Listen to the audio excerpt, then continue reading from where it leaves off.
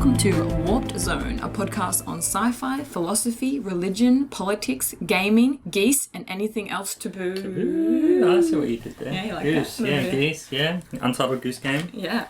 How are you? I'm good. I'm happy to be here. I'm happy to be here too. I am Benn Banasik. I'm Tara Smith. Both award-winning PhD. Yeah, and we're going to do that every time. I think we should. At least for a while. Yeah. We have to milk it for all it's worth. I know. You don't get much with academia. Yeah, we're in the cold chisel room, which we've now realised that, thank you, Mark, for pointing out that the lyrics on the room were actually from a cold chisel song. I don't like cold chisel. You don't like cold chisel? No. I like maybe 4 songs. Do they have any more? I don't know. That's the problem. That's why I couldn't recognise it, because I didn't know this song. I like Saturday Night. I like Flame Trees. Flame Trees is good by Sarah Blasco. Oh, you like her cover version of it? That's a really I like good... the original. Anyway, we've realised that's what the lyrics on the wall are. Yeah. Okay. Well, there's other things written on the wall, Mark. So you can. Yeah. E4J 4M 18.3.17. Yeah, I'd like to know the theory of that. And we've also got A plus J. Yeah, A plus J, which is 5th to the 8th, 15. Also, And then A plus for J, 29th and 9th, 2010. But they've scrubbed that off. No, that must be 6, I reckon. 16. Or do you think that they got together again in 2015? 16, broke up in 2010? Maybe. Or is it the other way around? Anyway, A and J, if you're listening, we'd love to know the story. Pretentious person. WMHZ for ZSH. Well, William Mark Herbert Zinnemann. You can tell that's a private school person, has 2 middle names. Anyway, I have 2 middle names. My kids have 2 middle names as well. Do they? Yeah. I sort of took on one. Yeah. I have 2 middle names. Yes, you do. I do. Yeah. Blue Moon. Yep, that's right. Blue Moon represent. BM, as I go by on my academia page. Is that what it is BM now? Smith. Yeah, I went for a few variations. I think that one comes... I told you that my mum think it stands for something, like Big Mama, something like that. Like some weird sexual name. Thanks, Mum. Anyway, I have been well. Do you want to tell us about what you've been up to? You want me to go first? I've just been writing a lot. Yeah? Yeah, Your I'm little really tired. Walter Day intro. Your I've lectures. done Walter Day intro for the article that I'm writing, lectures, reading a bit of Tolstoy, which is fun. There's actually, I listened to a debate which was on whether Tolstoy is better than Charles Dickens. A ridiculous proposal, right? So whether one is better than the other. Yeah. However... what did they come up with? As the audience was going in there, they were asked, and more people thought that Charles Dickens was better. So it's like 44% to 41%. It wasn't that much of a difference. And then the rest of the people were completely undecided. I'm getting the name of the podcast it's actually part of, because I think it's actually really good. Yeah, Dickens first. There we go. Why don't we just play it and record it on there? And that's the whole everyone episode. can just listen to that. So John Mellon was for Dickens, and Simon Sharma, the historian, was for Tolstoy. I love Simon Sharma. Yeah. I also love Tolstoy. And there's actors that act out certain scenes as part of the, that sounds fun. The thing. Yeah. And one of the scenes is from Anna Karenina, where Kitty, I think, is having a child, and she's like screaming in childbirth, and Tolstoy's character, who is himself, written in as himself, is like panic-stricken, thinking that his wife's about to die, and that he now hates the child, and he's like disturbed about it. Yeah. And that's acted out during this podcast. Oh my God. It's the best thing ever. Really? I'll check it's it out. so good. The whole point of me picking that up was to tell you what podcast. So it is on Intelligence Squared, the battle of the great 19th century novelists, Dickens versus Tolstoy. All right, cool. It was wonderful. So podcast, Writing. I watched the Breaking Bad movie. Oh, did you like it? Really good. Yeah, I'm not a big Breaking Bad fan. I know. Yeah, but you liked it. It's one of the many things we disagree on. Yeah, that's true. Yeah. I liked it a lot, yeah. Did you see it at the cinema?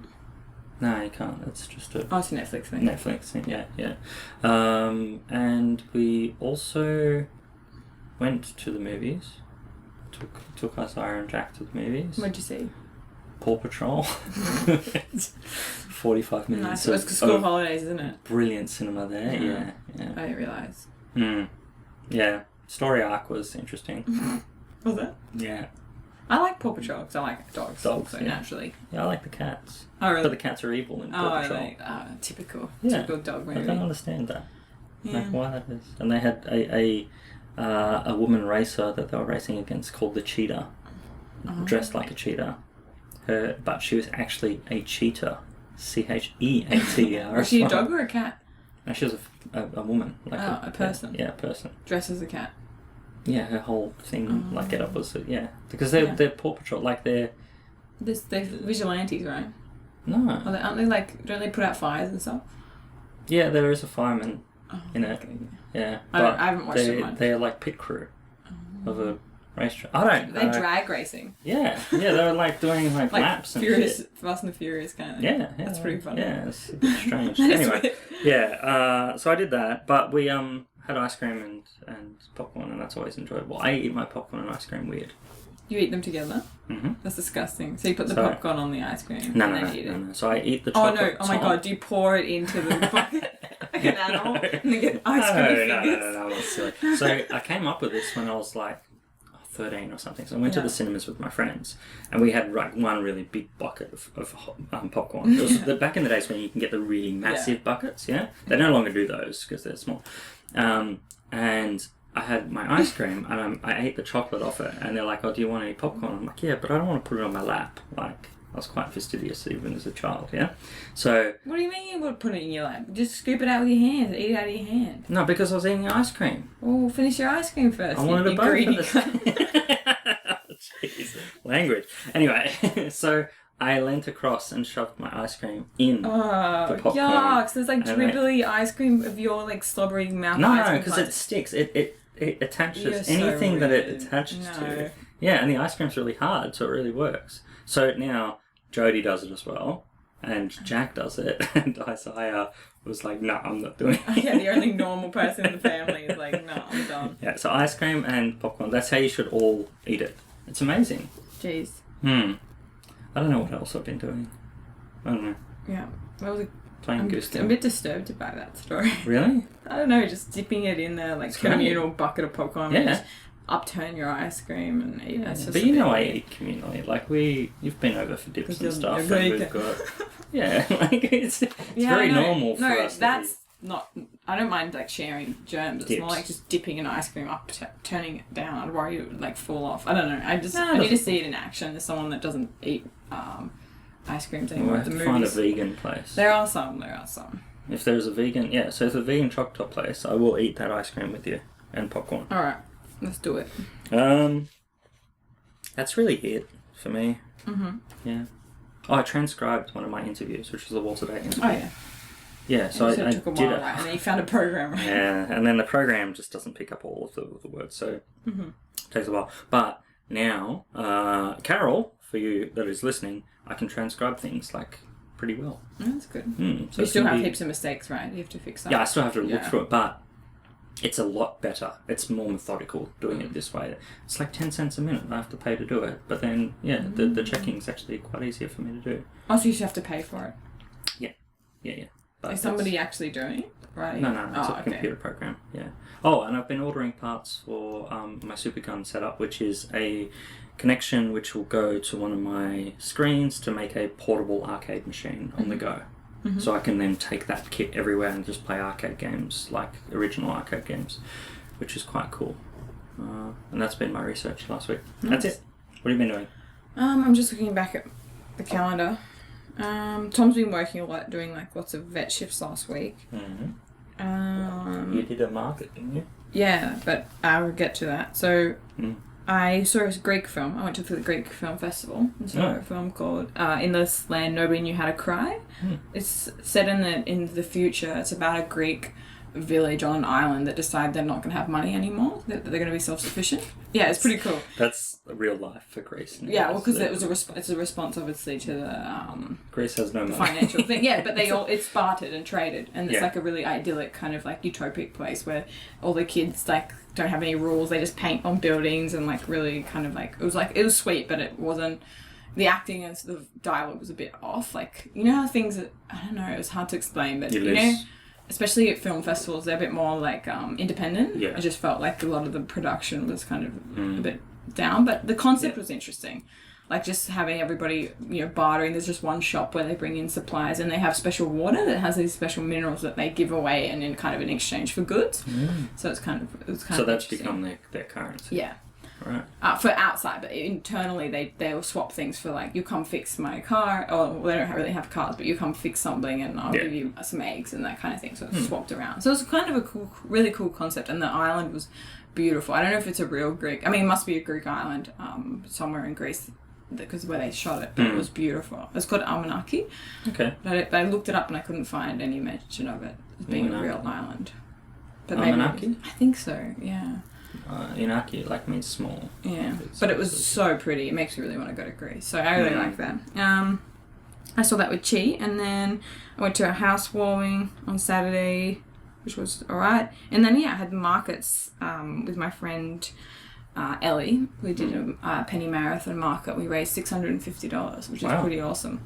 So I had honey there. I had beeswax wraps, DIY. So I made like a little kit with fabric, wax, instructions. So you could just sell them like that instead of making them all myself. And cut out the middleman. So that was really good. So I was there for like 8 hours. Oh, no, not that long. Maybe like 5 hours. So we really put in the hard work. And then Tom's gone away to Canberra to go work out some CSIRO stuff. And what else have I been doing? I need to do some writing on Thursday. I need to get some shit done. But yeah, everything else has been pretty good. I've been playing a little bit of the Goose Game. The Goose Game, yeah. We'll leave that until later. Have you read My Family and Other Animals? By Gerald Darrell? I think I have. Or I've started it. Because, I don't know, it's a Penguin book, right? So what? Oh, don't make me say that. Penguin book. Yeah, I think it is by a penguin. Yeah, I think so. Yeah, I've seen it. It's sort of, you know how they do special like blank editions, like no cover kind of thing, or just with the title. Yeah, I've seen it, and I think I've read the first like 4 pages, but I haven't finished it. Oh, okay. I don't know why, but I like the concept, right? I think it's about animals, right? Yeah, and it's on a Greek island. Oh, is it? Yeah, oh, and there's like an animal trader guy that walks around and doesn't really sell, but just gives away animals for different stuff, and it's prior to the Second World War. It's a true story. What else happened in it? I think maybe I have read it actually. It's all about his mother, which takes the family to Corfu to escape, you know, the woes of Britain, and moves really to an idyllic life. And Corfu is the idyllic life at that time, prior to, you know, that pesky guy, Adolf Hitler. Oh, Adolf. Always just coming along and ruining. Yeah. But it was formative of Gerald Darrell's life. Actually, maybe I did read it. I don't know. I have to reread it. The Darrells are actually an amazing family. All of them are writers and did different things. And it's, quite amazing. That's cool. Yeah, the output that they did. Yeah, it's one of my favourite authors. Anyway, it's a good book. I'll check it out. Yeah. Okay, Goose Game. We will play a little bit of the soundtrack now, which is from the garden scene. Right.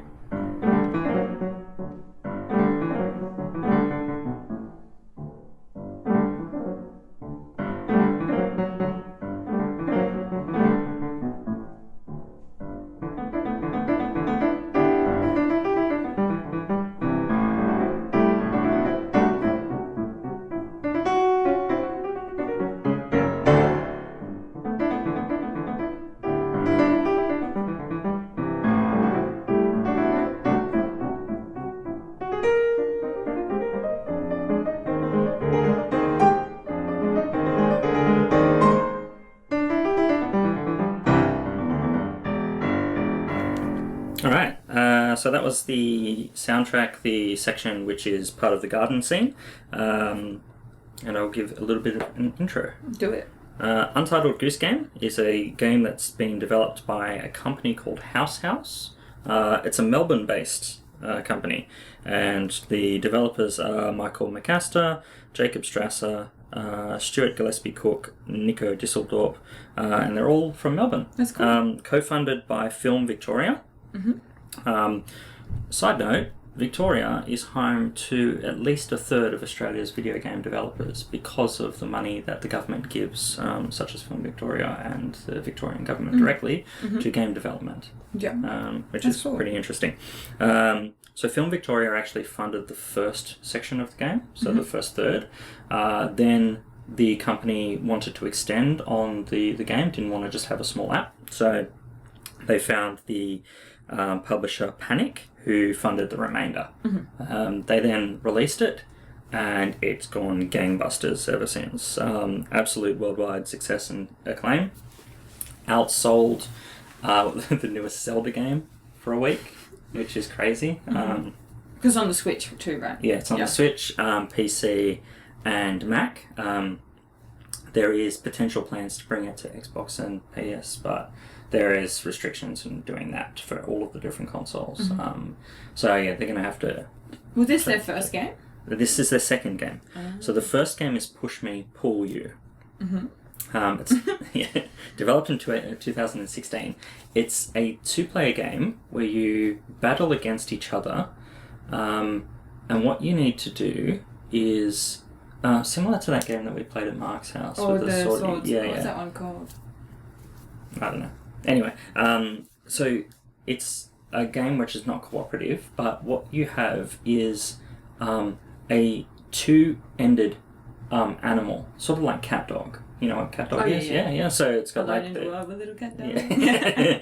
So it's got the head and arms of one animal on one side, and the head of arms of another animal on the other side, and you have a ball in the middle, and it's like a circular space. And the aim is to like keep the ball on your side of the field. So like you gotta a tug of war. Yeah, so you got to like wrap yourself around the ball and pull it, whilst the other person can wrap themselves around you entirely and pull you to their side. So it's this like push me, pull you thing. Yeah. So it's a bit silly, but it's a bit cute. weird. It's explained as a snake animal wrestling game. That's the best description ever of a game. So do you play it? No, but I watched videos of it and I was like, oh, why haven't I got this? It's on PlayStation 4. That's So cool. yeah, I can get that. Yeah. Chart-topping sales of the game, and the entire game is that you control a goose, hence the name Untitled Goose Game. It's pretty simplistic controls. You just wander around. You can let off a honk, which sounds like that. You can pick up objects and pull them around, or let go of objects, and that's basically. And you can flap your wings. You can flap your wings. Yes, Yeah, and you can bend down your little head. Yeah, so you can bend down to pick up things and to hide. Yeah, which is an element as well. So it's a stealth-based puzzle game, I guess. You would put it in that category. And my favourite title I found about the game when I was looking at different reviews was The Guardian, who said it's poultry in motion, which is quite cute. Yeah. 5 levels of the game. So, spoiler alert, I guess we're going to need to spoil the game because it's so short. I'd like to talk about all elements of it, so if that's cool. Yeah. But if so, that means if you want to play and you don't want any spoilers, listen to this episode later. It's a very short game anyway. It goes for like 2 hours, so you can easily finish it. With that 2 hours, depending on some issues which we will cover. So there's 5 levels. There's a garden, which is really more of a farm stay. So it's like a garden where there's crops being planted. That's the first level you get to after you've walked out of the lake. Then there's the high street, where you come across more humans. So in the garden, you meet a gardener. In the high street, there's a young boy who wears glasses. a nerd. There's a couple of shopkeepers. And then there's the back gardens, where there is a man in one garden and a woman in the other garden. Then after you go through that, so that's the third level. The fourth level is a pub, and that's actually quite active with people. So there's a delivery man, a guard, waitress, 2 women talking, and then an old guy playing darts. And then there's the miniature village at the end of it, which is just like a simple maze. There's no humans in that. And you need to do certain things in that. What did you think? It was good. I really, really liked the game. I just didn't really like playing it. I like the concept of the game. I like the movements in the game, but I'm not much of a puzzle. I get too easily frustrated. And when I first started playing, I didn't see that you could tab the list, so I didn't realize there was a list. So just sort of wandering around, and I got stuck pretty early. I'm just not very good at these kind of games. And then I tried to go on to the next thing to just see what's happening. I like to be able to like suss out. I'm quite like driven in a game. I like to know each level and kind of move around to explore. But there's barriers. But there's barriers, so you can only get past the next once you do something else. So I just found it a little bit restricting. But then when I sort of stopped playing I watched Tom play it, so he got a bit further than I did. And then I watched some YouTube videos of people going even further, and like I really like the audio and the visual of the game and the concept. I really like. I just didn't particularly like playing it much, just for my enjoyment. It's not the artwork's quite simplistic. I thought it's like a children's kids book. Yeah, it's really cute. And there's no dark lines around any of the objects, so it's all like a pastel type of colour. Which is quite nice, and the movement of the duck is quite fluid. Oh, the goose. Sorry, we should stop saying duck. I've been doing that a bit, but so from now on, if I say duck, it means goose. Yes. But the goose's movements and the way it waddles and the way it swims and the way you kind of flap your arms, like you can just imagine they watch hundreds of videos of watching geese, and they knew geese quite well, and I think that's just really sweet. And just to see like, and it's all like, so the basic aim of the game is you have a set of lists of things to do, and you're an arsehole basically. You're trying to just kind of screw with people, right? It's kind of cheeky, but it's all done quite in like good faith, I feel like in like a fun-hearted kind of way. Like even though you're being a bit mean, like you're stealing kids' glasses or you trying undoing their leases so they trip over and stuff, like it's done in a way that's not mean-spirited, and nobody hurts the goose either. They just push it away. They just sort of push you away or whatever, and I like that aspect of it because it was quite soothing to play. You weren't worried about people coming at you, and I like that. But it's cheeky and fun, and it kind of plays to that kind of naughty side of you, but in a almost like a childlike fun way rather than a mean-spirited way. I like that aspect of it a lot. There's a chaotic element involved as well. Like you have to steal objects all the time. There's lots of memes now on the internet of the goose holding the knife in its mouth and walking around and doing things, which is quite funny. And you're right. So an example of some of the playful elements of it, you have to get the rose, like a prize-winning rose, cut in the garden. So to do that, you have to pull the box of the rose across, then go into the next door neighbour's backyard, mess up her bush, and then honk at it so that she'll go and actually get the clippers and clip it. And because it's so close to the prize-winning rose, it cuts it. So there's that. Like, and then like there's an embarrassment with the humans of what they've done, and they get quite angry. And then it all culminates with the end scene where you go to the miniature village and get the bell, and then you have to go back through all of the people's different areas, and then drop the bell near your home, which is quite funny. There is 2 puzzles I think that are problematic for just the flow of the game. So the first one, you're given this list, and the farmer part, so the first one, there is the option to get the farmer to change his hat. And you can't do that until you do some other tasks. So you can't actually... So there's certain order of things which you have to discover. Oh, you mean you have to, because he has to fall over and when he hits his thumb on the sign. I thought you could also get it by going in. There was a hole in the garden you could go back and forth through. No. Oh, if you move a crate, there's a hole. Yeah. So you can hide there, and when he bends down to do gardening, you can grab his hat off like that. I read that you could do that as well. Oh, really? Yeah. Oh, that's really hard. Yeah, okay. Yeah, but there are, I think there's a few ways to do certain things. Yeah, okay. Not just make him fall over. But you're right, if you did it in that order, you'd have to have him hit his thumb on the thing. And then to put up the sign of no geese in his garden, you have to basically mess with him more. Yeah. Whereas that hat changing option is quite high. Yeah. So when I did a search on the internet, I'm playing it for a good 20 minutes in that section. I'm thinking, well, there's something wrong here. Like, if this can be finished within 2 hours, it can't take this long. So I went on the internet and I looked up and I said, first you have to, and then said the name of something else that you have to do. Oh, okay. Alright, so it's an order-based Yeah. thing. So then I had no other trouble through the entire game, except for the pub scene with the old guy that's got the darts. Mm-hmm. You have to pull a chair out from underneath him. And unless you're standing in the right spot, it doesn't work. Oh, really? Yeah, so if you're standing sort of behind the chair and behind this log, it just won't work. You have to be standing like in the blatant open area and then pull it across, and it has to be a yanking motion as well. So I just had some trouble with that mechanic. But I think that if you played it and grabbed the chair the way that the game wants you to, you wouldn't even discover that that's a problem. Right, yeah. Whereas everything else, you can do in different ways. But that's a really slight critique, I guess, of what is a really awesome game. So you really liked it? I did. I really, really loved it. So I played through it and then finished it, and I'm playing through it again and doing some of the extra missions. Yeah. Some of the extra missions I picked up the first playthrough as well, like locking the gardener out of his garden.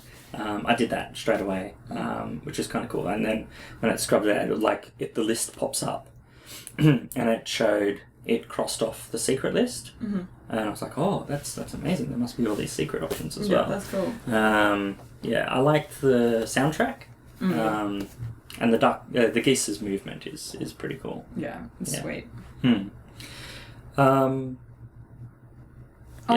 I wanted to talk stuff. a bit about the context and how it's been received. So, did you hear that Blink-182 did a shout out during the concert about the game? No. Yeah, I read that. Well, that was really Really? funny. Yeah, they did a shout out to the... There's two things amazing about that. One, Blink-182 is still doing concerts. Yeah, I know. Two, they like the game. Yeah, so it's been quite popular in worldwide, and for people that aren't super into gaming as well. And the funny thing is I thought the game was Entitled Goose Game. I think I told you that. Yeah. I was reading it as entitled because the goose is very entitled. Yeah. He has a lot of attitude, and I watched He's a replay. I can't remember the YouTuber or whatever. He does games, and he was a pretty annoying American guy, but he had so much fun with it, like waddling, and he'd pick up the in the second level, he'd pick up the bin lid and use it as a shield and go like the battering ram against them. Right. And, Yeah, you can do that. it was just really nice watching. I actually liked watching it being played more because I'm not very good at puzzle games. I get too easily frustrated. I like open world stuff, so Assassin's Creed and Skyrim that I can go do whatever I like, or I can play the kind of option. I like to be able to wander around. I actually think this game would have been really fun if you could just kind of wander about as well, but that's just me.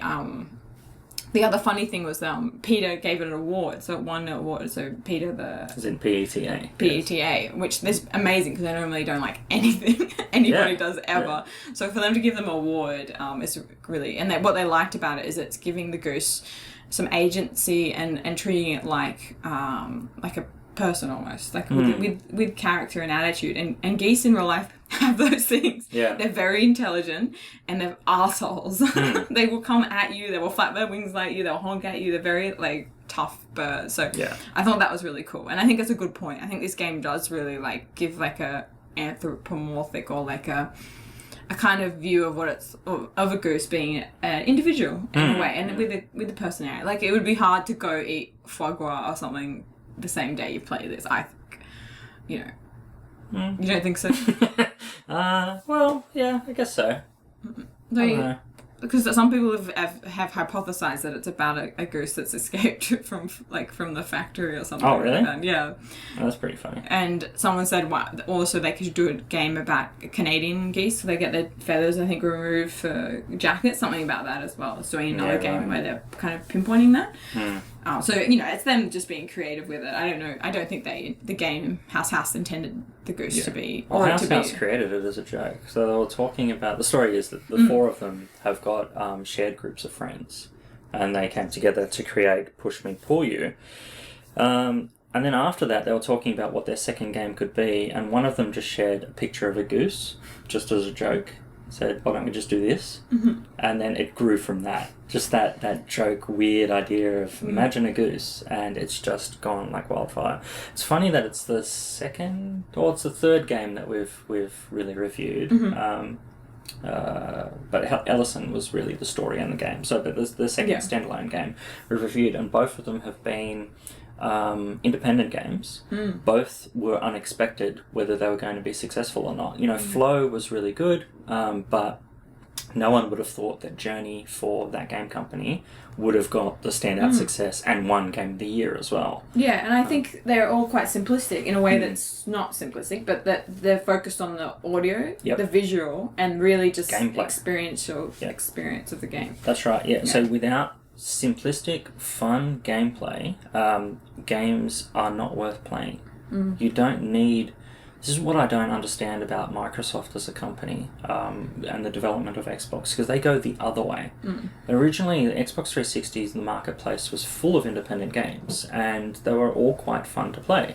Whereas now, you can't turn on the Xbox One without it having to do an update about something. You cannot buy a game off a shelf for Xbox One and play it straight away. There's very few games you can do that. Most of them need day one patches, and they're so complex games. When you're playing a game for 8 hours and it's still teaching you elements of that game, that's a bit of a problem. Yeah. I think that that's okay for some gamers, but the majority of people just want to get in and play a simplistic game. And the Switch is a good console as representative of that.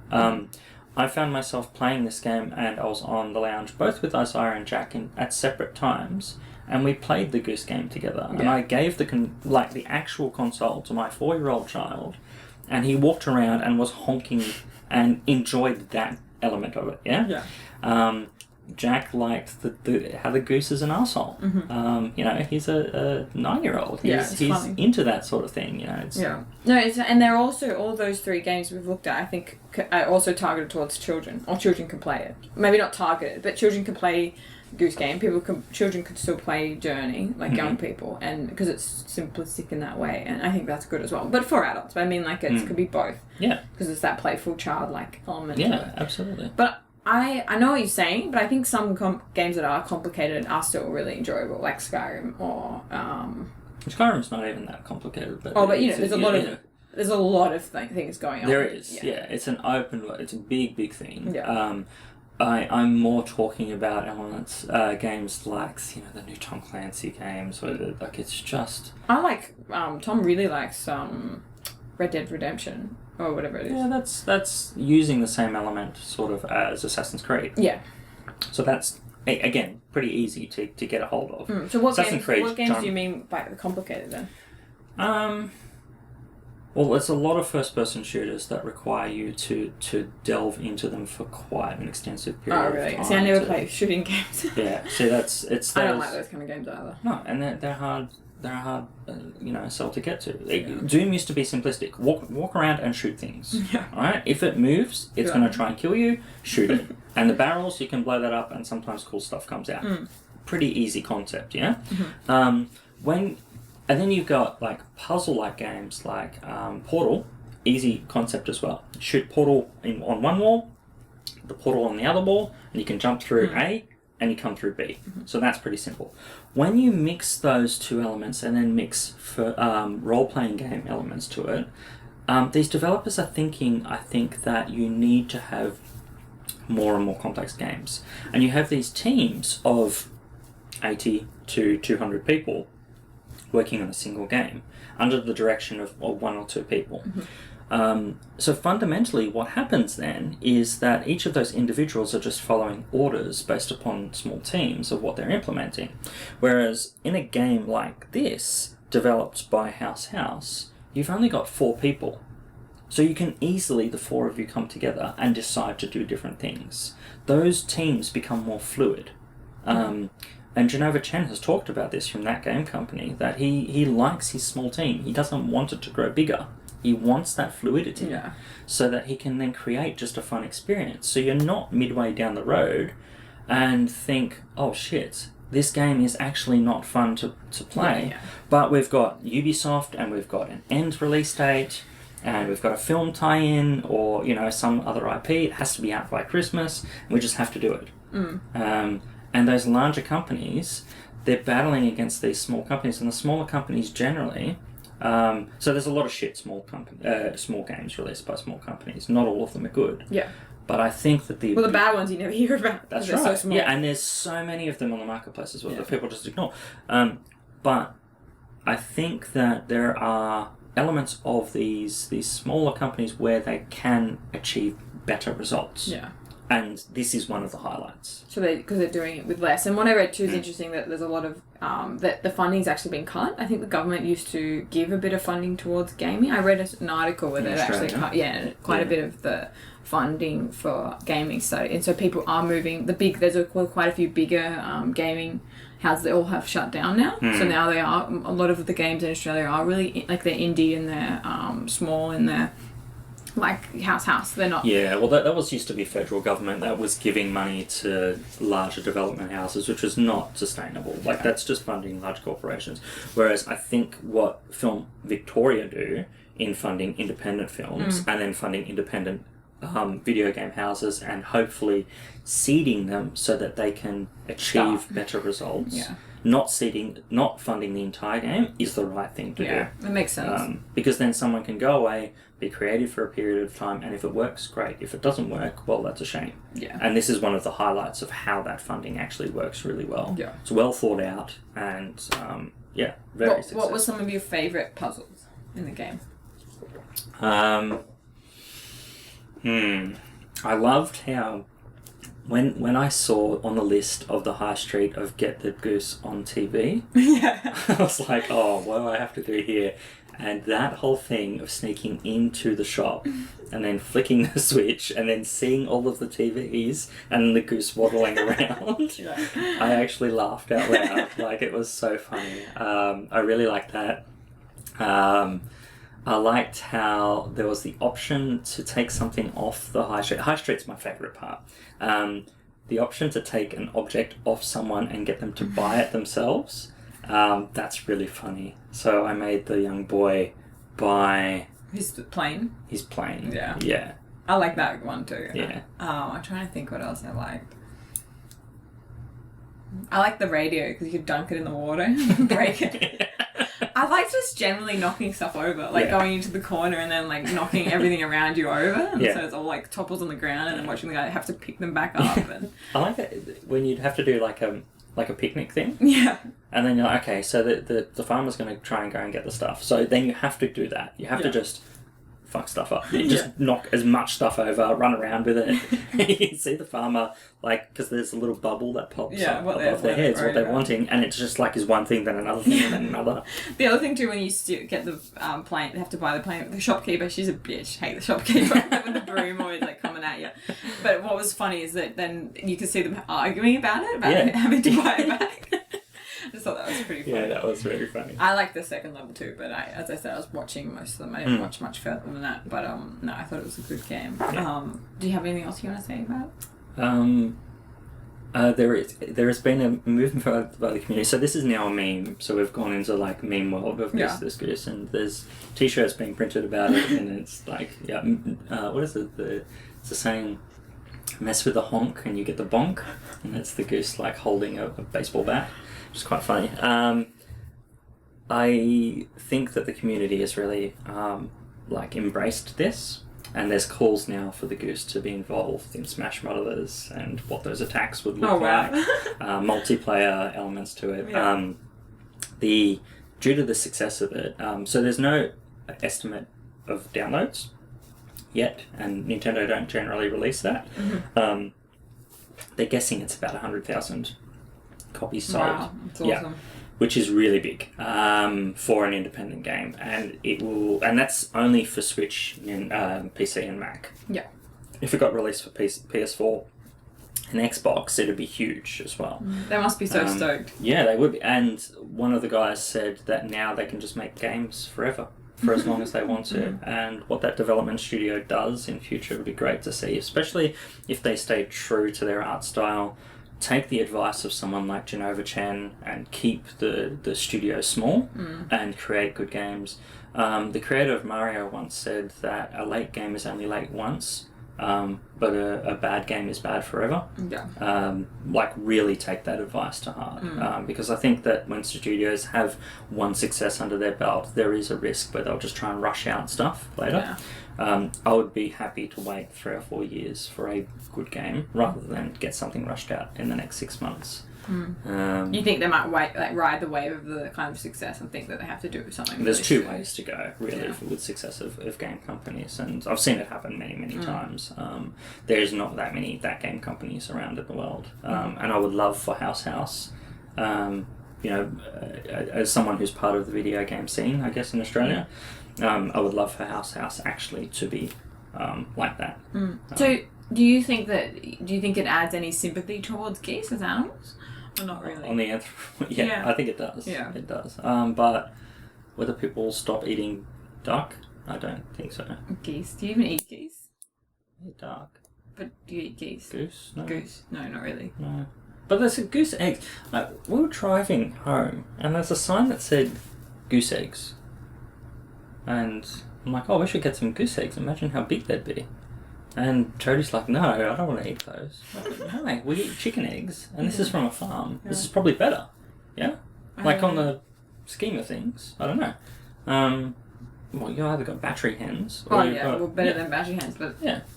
Or do they mean that they want goose eggs that will hatch into geese kind of eggs? No, there's an edible. Yeah. I wouldn't want to eat them. But you wouldn't want to eat either, no, yeah? That's true. Yeah, so I don't see the difference. I don't know. I'm quite liberal with my eating. Eat anything.